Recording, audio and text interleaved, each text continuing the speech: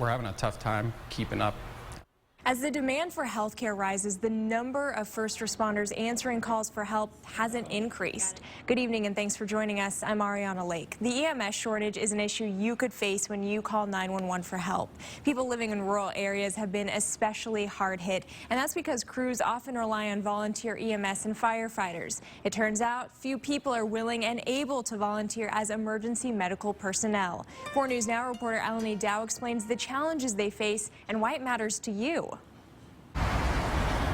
Spokane County Fire District 3 has 11 stations across the county. There's about 120 people who can go out to your calls, but they say that's not enough.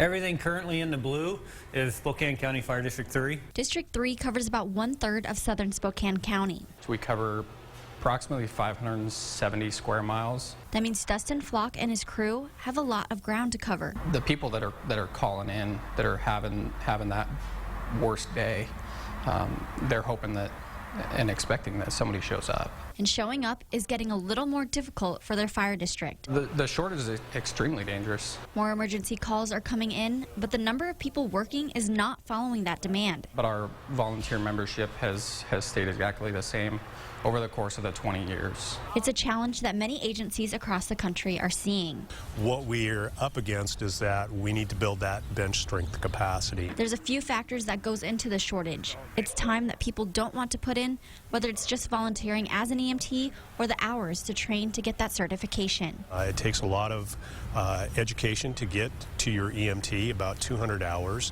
Then you have ongoing education that the state requires in order to maintain certification. Regardless, if you are having an emergency, first responders will be there. That we are still going to show up. So somebody will be there. We just don't know how many people we will have to show up to the incident. The district just got a volunteer recruitment and retention officer to go out into the community and find those who are interested in being part of their team. In Cheney, I'm Eleni Dow, 4 News Now.